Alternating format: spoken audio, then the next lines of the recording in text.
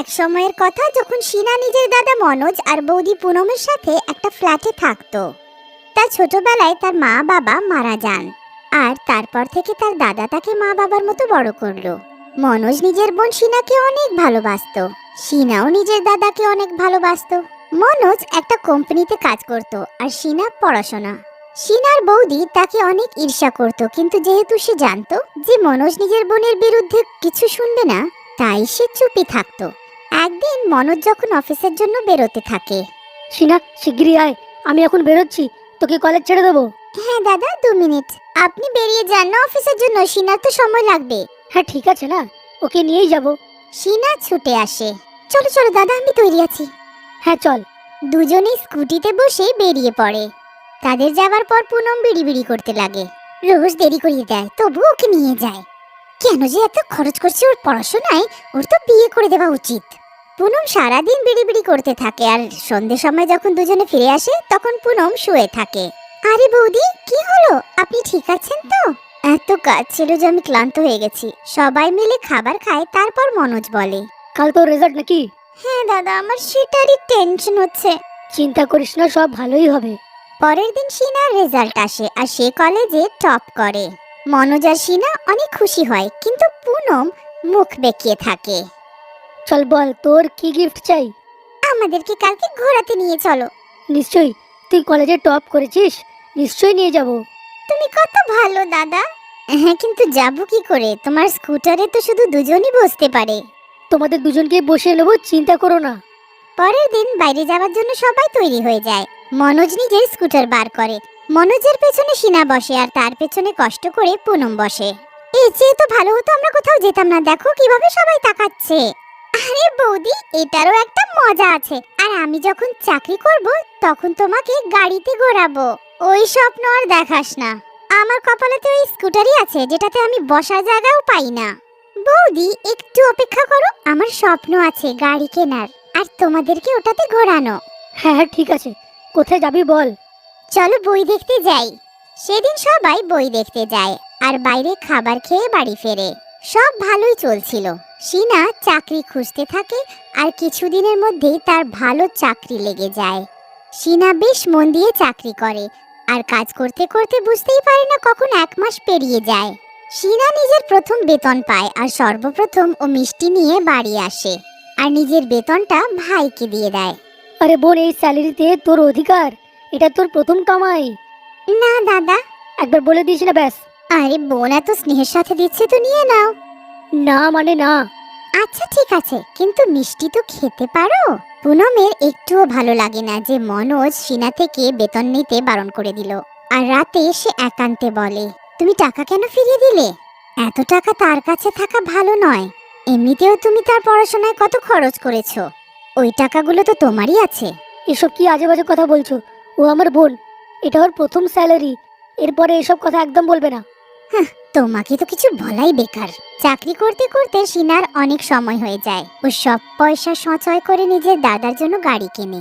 আজকে দাদা যখন এই নতুন গাড়ি দেখবে তো অনেক খুশি হয়ে যাবে। সেদিন শিনা গাড়ি নিয়ে বাড়ি ফিরতে থাকে, তখনই হঠাৎ ঝড় হতে লাগে আর জোরে বৃষ্টি হতে লাগে। শিনা রাস্তায় আটকে যায়।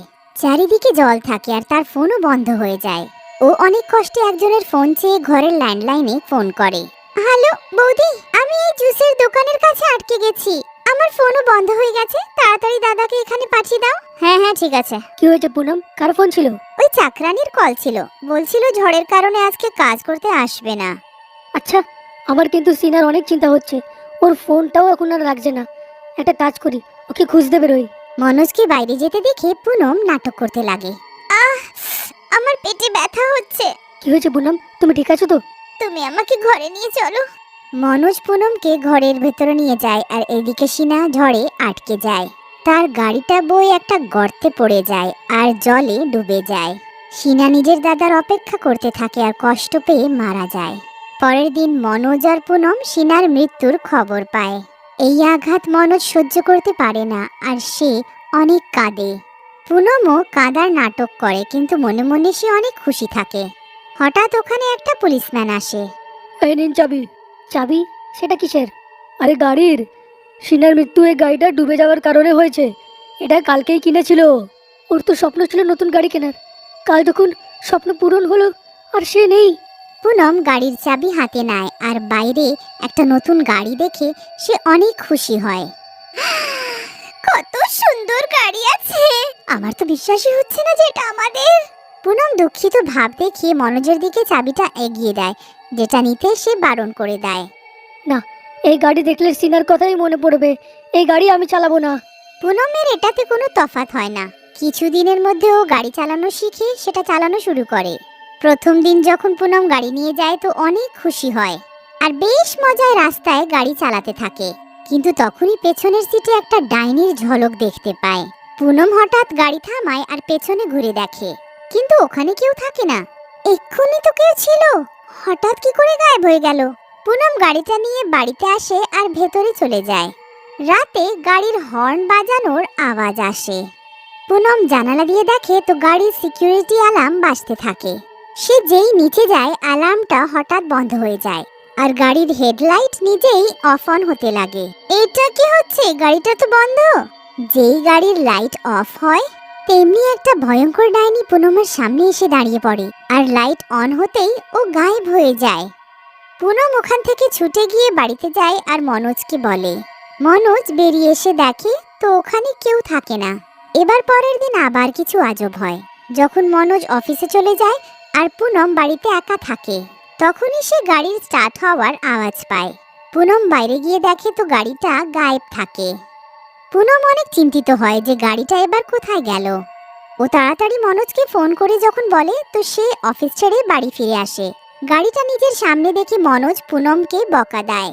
এই তো গাড়ি, আর তুমি প্রতিদিন কি নাটক লাগিয়ে রেখেছো?